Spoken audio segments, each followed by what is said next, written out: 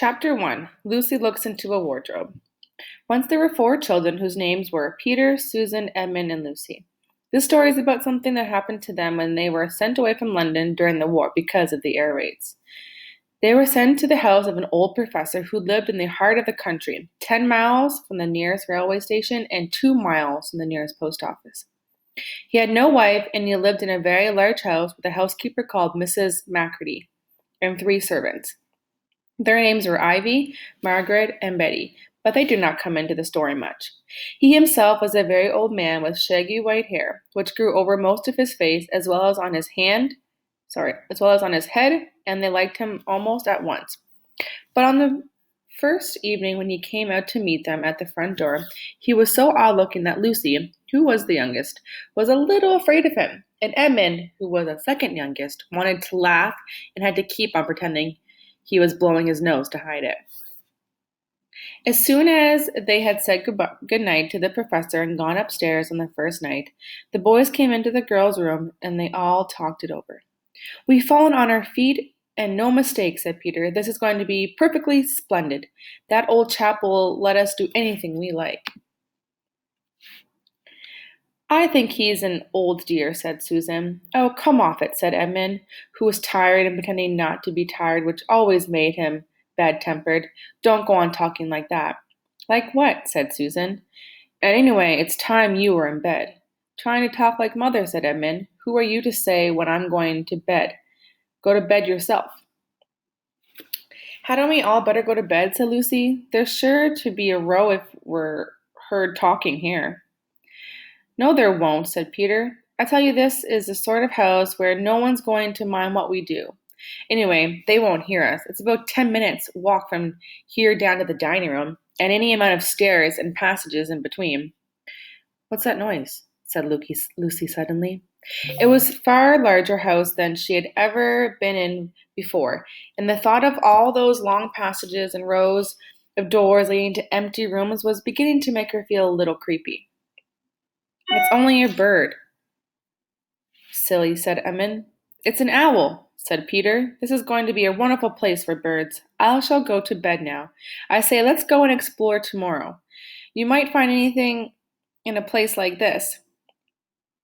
Did you see those mountains as we came along? In the woods, there might be eagles. There might be stags. There'll be hawks. Badgers," said Lucy. "Snakes," said Edmund. "Foxes," said Susan. But when next morning came, there was a steady rain falling, so thick that when you looked out of the window you could see neither the mountains nor the woods nor even the stream in the garden. "Of course it would be raining," said Edmund. They had just finished breakfast with the professor and were upstairs in the room he had set apart for them, a long, low room with 2 windows looking out in one direction and 2 in another. Do stop grumbling, Ed," said Susan. 10 to 1, it'll clear up in an hour or so. And in the meantime, we're pretty well off. There's a wireless and lots of books." "Not for me," said Peter. "I'm going to explore the house." Everyone agreed to this, and that was how the adventure began. It was a sort of house that you never seemed to come to the end of, and it was full of unexpected places. The first few doors they tried led only into spare bedrooms, as everyone had expected that they would. But soon they came to a very long room full of pictures, and there they found a suit of armor. And after that was a room all hung with green, with a harp in one corner. And then came 3 steps down and 5 steps up, then a kind of little upstairs hall, and a door that led out onto a balcony, and then a whole series of rooms that led into each other and were lined with books, most of them very old books, and some bigger than a Bible in a church. And shortly after that, they looked into a room that was quite empty, except for one big wardrobe. The sort that has a looking glass into the door. There was nothing else in the room at all, except a dead blue bolted bottle on the windowsill. "Nothing there," said Peter, and they all drooped out again, all except Lucy. She stayed behind because she thought it would be worthwhile trying the door on the wardrobe, even though she felt almost sure that it would be locked. To her surprise, it opened quite easily, and 2 mothballs dropped out. Looking into the inside, she saw several coats hanging up, mostly long fur coats. There was nothing Lucy liked so much as the smell and the feel of fur. She immediately stepped into the wardrobe and got in among the coats and rubbed her face against them, leaving the door open, of course, because she knew that it was a very foolish to shut oneself in any wardrobe. Soon she went further in and found that there was a second row of coats hanging up behind the first one. It was almost quite dark in there, and she kept her arms stretched out in front of her, so as not to bump her face into the back of the wardrobe. She took a step farther in, then 2 steps, or 3 steps, always expecting to feel woodwork against the tips of her fingers, but she could not feel it.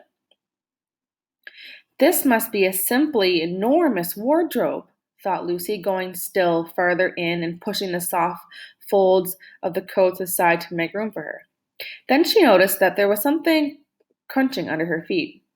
I wonder, is that more mothballs? She thought, stooping down to feel it with her hands. But instead of feeling the hard, smooth wood of the floor of the wardrobe, she felt something soft and powdery and extremely cold. This is very queer, she said, and went on a step or two farther.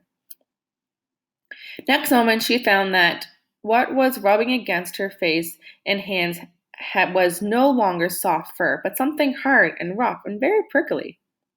Why, it is just like branches of trees, explained Lucy. And then she saw that there were a light ahead of her, not a few inches away where the back of the wardrobe ought to have been, but a long way. Something cold and soft was falling on her. A moment later, she found that she was standing in the middle of a wood at night time, with snow under her feet and snowflakes falling through the air. Lucy felt a little frightened, but she felt very inquisitive and excited as well. She looked back over her shoulder, and there, between the dark tree trunks, she could still see the open doorway of the wardrobe and even catch a glimpse of the empty room from which she had set out. She had, of course, left the door open, for she knew that it was a very silly thing to shut oneself into a wardrobe. It seemed to be still daylight there.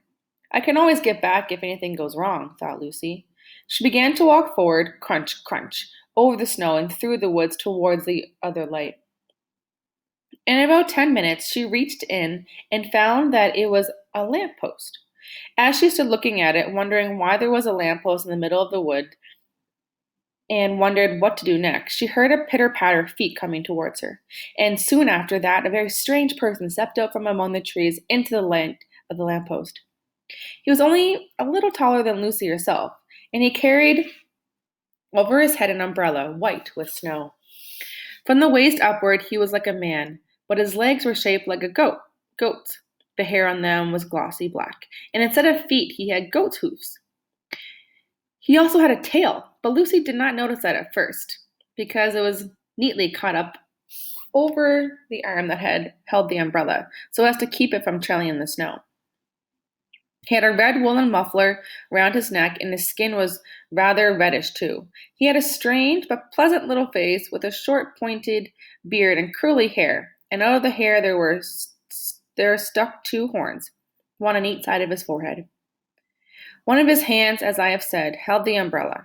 In the other arm he carried several brown paper parcels, with what the parcels in the snow in the middle of a wood at night with snow under her feet and snowflakes falling through the air.